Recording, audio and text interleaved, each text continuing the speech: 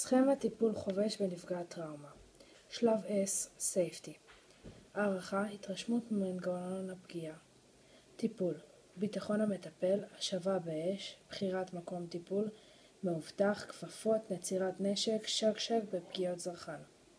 ביטחון המטופל, הרחקה מגורם מסכן, חילוץ והרחקה ממבנה / רכב בוער, חילוץ משטח השמדה, גרירה מאחורי מחסה.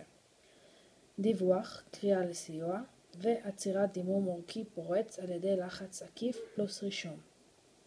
שלב A, Airway. הערכה, בדיקת הכרה על ידי AVPU, פתיחת פה ובדיקתו במידה ויש חשד לפגיעה, שאיפה.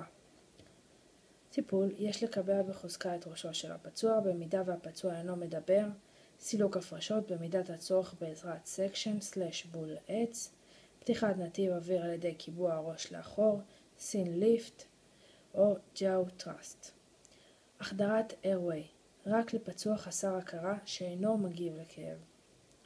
שלב B, Breathing, חשיפת בית החזה והצוואר ובדיקתם, בדיקת קצב ואיכות נשימה, 2-30 שניות.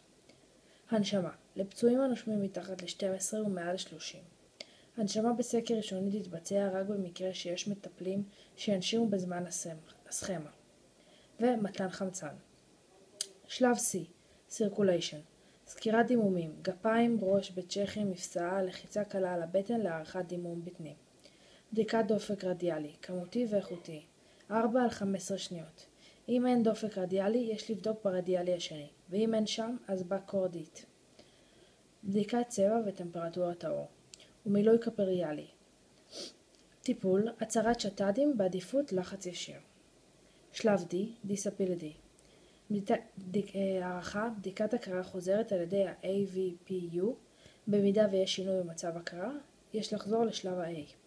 בדיקת אישונים, בדיקת תגובה וגודל, בדיקת תזוזות כפיים לוודא שהפצוע מזיז את כל הגפיו לפי פקודה. במידה ולפצוע יש חסכים נוירולוגיים בבדיקת תזוזות הכפיים המרמזים על פגיעה בעמוד השדרה, יש לשים לב על קיבוע קרש לגב. שלב E, Exposure, פריקת נשק והסרת האמל"ח מהפצוע, הפשטה מלאה, הטיה ובדיקת גוף חפוזה, עצירת שת"דים בעדיפות בלחץ ישיר, כיסוי והחזרת מיגון, דיווח וקיבוע לקרש הגב במידת הצורך.